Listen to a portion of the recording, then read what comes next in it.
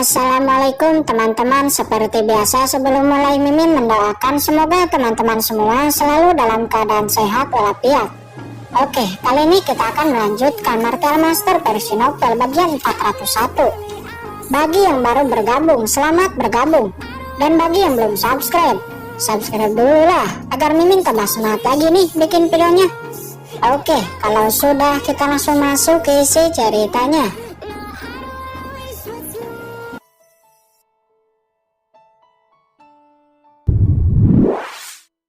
Gio keluar dan mendarat di alam Yukuno. Hahaha. Akhirnya aku dapat lolos dan masih hidup. Dua orang keluar dari botol giok. Itu adalah Molly dan tubuh Hongyan yang telah diduduki iblis api merah. Senior Cian, masih ada waktu 2 bulan sebelum alam Yukuno ditutup. Apa yang harus kita lakukan sekarang? Kata Molly. Jangan khawatir, saya memiliki jalan keluar sendiri. Untuk saat ini kita harus memulihkan diri terlebih dahulu, kata iblis api merah. Mereka pun melesat dan menghilang dari sana.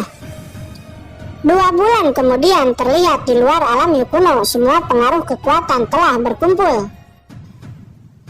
Terlihat Wusang, tangan kanan Peng Xiaoyu, sejak menerima perintah dari Kaisar Peng Xiaoyu. Sudah hampir 1 tahun dia menunggu di tempat keluar alam Yukuno.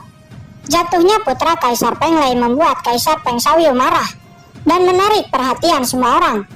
Semua pengaruh besar mengirim orang kuat untuk melindungi timnya dari kemarahan Wusang. Sesaat kemudian kehampaan di depan semua orang beriak. Pengalaman Yukuno akhirnya akan segera berakhir, kata seseorang di sana. Setelah perkataan ini jatuh, sebuah saluran luar angkasa muncul. Itu adalah jalan keluar dari alam Yukuno. Semua orang membuka mata lebar-lebar dan menatap saluran luar angkasa di depan mereka. Pada saat ini di alam Yukuno juga muncul saluran luar angkasa. Murong Bingyun dan lainnya menatap saluran itu dengan serius. Tuan Istana Muda, masih tidak ada kabar dari Tuan Hongyan sampai saat ini, kata Tian Pei dengan gugup, matanya memancarkan kekhawatiran. Menurut rencana sebelumnya, setelah Hongyan dan orang berbaju hitam berhasil, mereka akan kembali dan berkumpul di sini. Tapi pulau itu malah hancur. Apakah mereka tidak berhasil? Jiruyu dan Chen Sisi juga nampak gugup, mengepalkan tangan dan berdoa dalam hati agar King Chen selamat. Saluran luar angkasa dibuka hanya selama 1 jam. Dan sekarang Tuan Hongyan masih belum datang. Pasti telah terjadi sesuatu, kata Tian Pei. Apa? Tuan Hongyan mengalami kecelakaan. Lalu apa yang harus kita lakukan sekarang? Semua orang berseru. Hongyan adalah pemimpin tim mereka. Tanpa pemimpin, apa yang harus mereka lakukan? Terlebih lagi Hongyan adalah satu-satunya orang yang tahu rangkaian cerita istana berkabut yang berkolusi dengan ras alien. Pada akhirnya semua orang menatap Murong Bingyun dan berkata, Tuan Istana Muda, apa yang harus kita lakukan? Ayo, kita keluar dulu, kata Murong Bingyun. Segera dia melesat ke dalam saluran luar angkasa. Pergi. Tian Pei dan murid istana berkabut lainnya juga mengikuti. Ayo, kita juga pergi, kata Yukiansu. Dia menoleh ke belakang lalu berbalik dan berjalan dengan tegas. Jiruyu terkejut, dia pikir Yukiansu akan tinggal dan mencari King Chen. King Chen, dia akan baik-baik saja, aku percaya padanya, kata transmisi suara Yukiansu kepada Jiruyu. Jiruyu terkejut, bahkan ahli Martial Emperor di bawah ledakan mengerikan itu pasti akan mati. Dia tidak tahu dari mana datangnya kepercayaan diri Yukiansu. Dia tidak tahu seberapa banyak Yukiansu dan King Chen mengalami bahaya. Dari negeri 100 dinasti sampai ke Wuyu, berapa banyak kali King Chen telah mengubah bahaya menjadi keamanan. Walaupun hati Yukiansu amat sangat khawatir, tapi Yukiansu secara misterius yakin bahwa King Chen akan baik-baik saja. Semua terjadi karena ulah istana berkabut. Saat ini Yukiansu baru mengerti mengapa selama ini King Chen sangat marah dan dendam kepada istana berkabut. Segera Yukiansu dan Jiruyu juga memasuki saluran keluar. Di tempat lain di luar alam Yukuno, terlihat semua orang menatap saluran keluar dengan gugup. Sudah 1/2 jam, mengapa belum ada yang keluar? Ini adalah pertama kalinya terjadi dalam sejarah alam Yukuno. Di masa lalu setelah saluran keluar terbuka, satu persatu kekuatan mulai keluar. Tapi pada saat ini sudah setengah jam, satu orang pun belum keluar. Apakah terjadi kecelakaan? Tapi bahkan jika terjadi kecelakaan, tidak mungkin jika semuanya jatuh, kan? Apa yang sebenarnya terjadi di dalam? Banyak orang gelisah, semuanya menatap saluran luar angkasa dengan gugup. Pada saat ini saluran luar angkasa tiba-tiba menyala. Seseorang akan keluar. Semua orang sangat gembira. Bartel Emperor Wusang yang sedang duduk bahkan langsung berdiri. Cuing, beberapa orang keluar. Orang-orang ini dipimpin oleh Murong Bingyun. Di belakangnya ada Tian Pei, Jiruyu, Yukiansu, dan yang lainnya. Semua orang terkejut melihat banyak orang dari istana berkabut yang menerobos. 3 diantaranya bahkan mencapai setengah langkah Martial Emperor.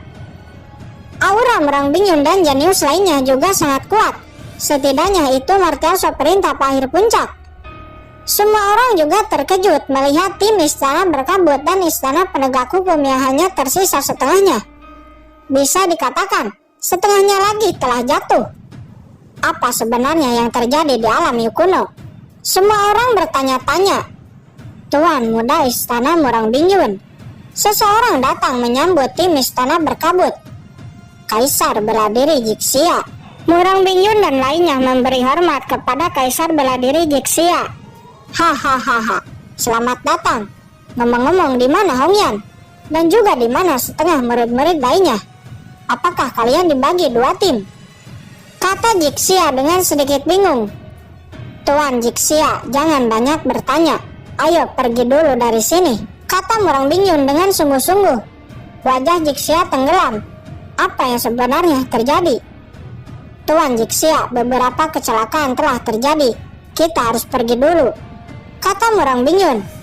Baik, ayo, kata Jixia. Dia tahu kekhawatiran Murong Bingyun. Dia tidak bertanya lagi lalu membawa mereka untuk pergi. Semuanya, tunggu sebentar. Apa yang terjadi di dunia Yu kuno ini? Mengapa tidak ada yang keluar selain kalian? Seorang ahli Martial Emperor dari kekuatan lain menghadang orang-orang istana berkabut. Setelah kata-kata ini jatuh, ahli-ahli dari kekuatan lainnya juga mulai mengepung tim istana berkabut dan istana penegak hukum. Tim kalian yang belum keluar, mengapa menanyakan kepada kami? Minggir, jangan halangi jalanku, kata Jixia. Tidak, Jixia, suruh murid istana berkabutmu untuk menjelaskan apa yang terjadi. Jika tidak, kalian tidak akan bisa pergi dari sini. Sesaat kemudian, Kaisar bela diri Wusang juga mencegah tim istana berkabut dan berkata, Jixia, putra Kaisar Penglai telah jatuh di alam Yu kuno. Saya ingin tahu apakah tim istana berkabut Anda tahu tentang jatuhnya Kaisar Penglai saya, kata Wusang dengan santai. Namun kata-katanya tersimpan niat membunuh. Wajah Jixia menjadi pucat. Kekuatan Wusang berada di atasnya. Apalagi Wusang adalah tangan kanan Kaisar Xuanyuan. Dihadapkan dengan Wusang, dia merasa tertekan. Tepat pada saat itu, kekuatan menakutkan terpancar dari langit, disusul dengan tekanan kuat yang menekan orang-orang di bawah. Kalian ingin menindas istana berkabut saya? Apakah kalian ingin menjadi musuh istana berkabut saya? Terdengar sebuah teriakan dingin dari sesosok orang. Semua orang melihat sosok itu dikelilingi bunga warna-warni yang mengambang memancarkan aura menakutkan. Aturan bunga Dao. Ternyata itu adalah Kaisar bela diri roh bunga. Istana berkabut benar-benar mengirim Kaisar bela diri roh bunga. Wajah semua orang tenggelam. Dia bernama Gualing, dan Kaisar bela diri Gualing merupakan wakil dari Tuan Istana berkabut. Orang ini cukup terkenal. Semua orang mengetahui tentang reputasinya. Wusang, apakah kamu ingin menyinggung istana berkabut saya? Kata Gualing. Gualing, kami bukan ingin menyinggungmu. Tapi tim kami yang memasuki alam Yu kuno belum ada yang keluar. Akan tetapi tim istana berkabutmu telah lebih dulu keluar.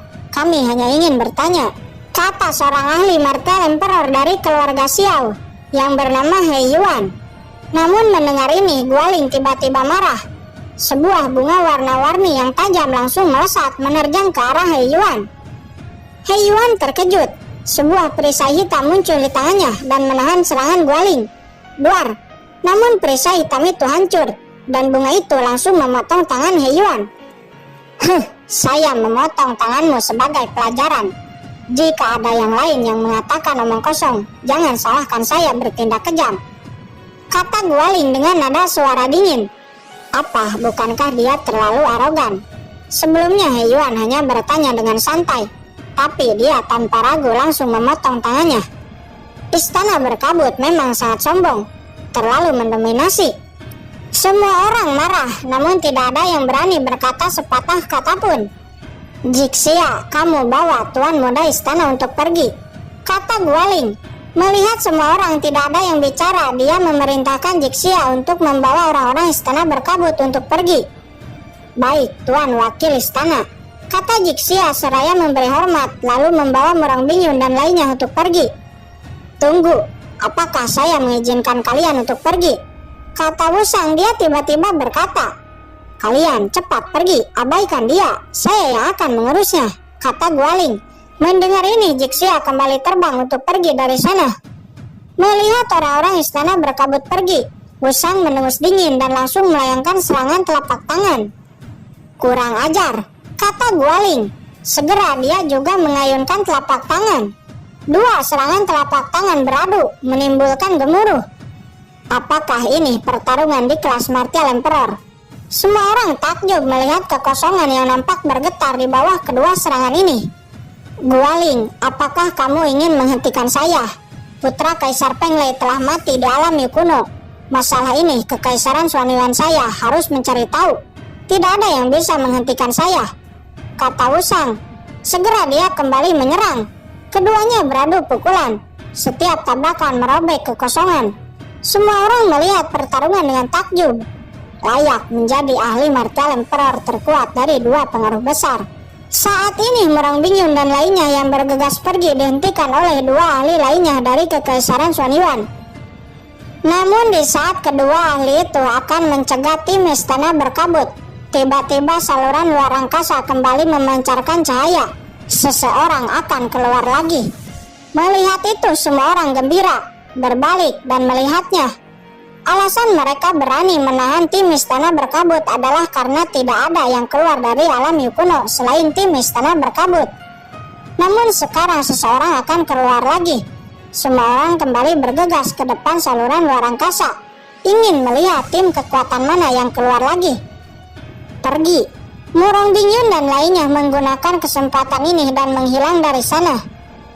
Di sisi lain, Wusang yang merasakan fluktuasi itu langsung bergegas ke depan saluran luar angkasa. Sementara Gualing dia bergegas pergi dan mengejar tim istana berkabut. Setelah sampai, Gualing langsung bertanya kepada Murong Bingyun, Tuan Istana Muda, apa yang sebenarnya terjadi?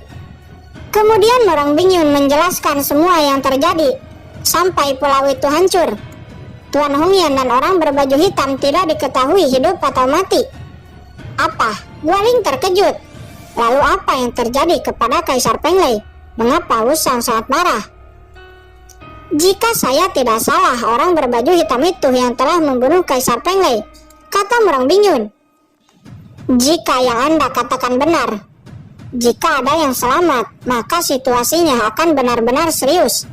Tidak, harus mengirim Anda pergi lebih dulu, kata Gualing. Sebuah stasiun arai transmisi dikeluarkan Gualing. Arai ini dapat mengirim seseorang dengan cepat. Segera dengan arai ini, Gualing mengirim Murong Bingyun dan lainnya ke tempat lain. Di saat mereka telah pergi, pada saat ini di saluran keluar, terlihat tim Papillon Pil dan tim Bloodline Holy Land yang dipimpin Master Situ dan Yue Chaolun telah keluar. Melihat Master Situ dan Yue Chaolun yang telah mencapai ranah Martial Emperor, semua orang terkejut. Setelah Master Situ dan Yue Chaolun sampai, keduanya langsung berkata, kemana perginya wanita pelacur dari istana berkabut?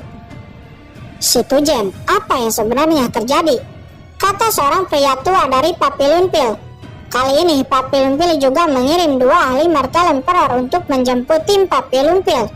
Dan salah satunya adalah kakek Ouyang Nana yang bernama Ouyang Wuliang.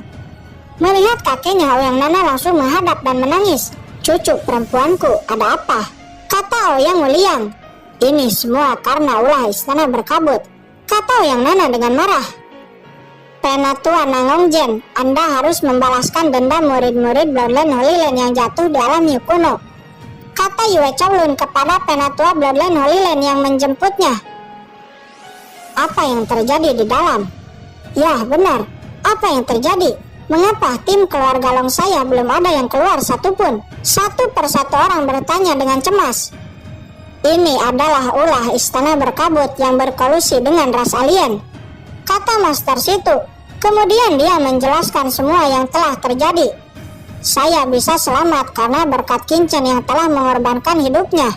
Adapun tim kalian, saat saya melarikan diri, mereka masih terjebak di dalam. Saya khawatir mereka mungkin tidak selamat. Semua orang tercengang. Istana berkabut berkolusi dengan ras alien, memasang jebakan, kepemilikan tubuh dari pengaruh besar, membantai semua pengaruh besar. Apakah ini benar? Semua orang terkejut. Mustahil, bagaimana ini mungkin? Maksudmu, seniman bela diri dari tim kita semuanya telah mati? Omong kosong apa ini? Semua orang bergetar karena marah.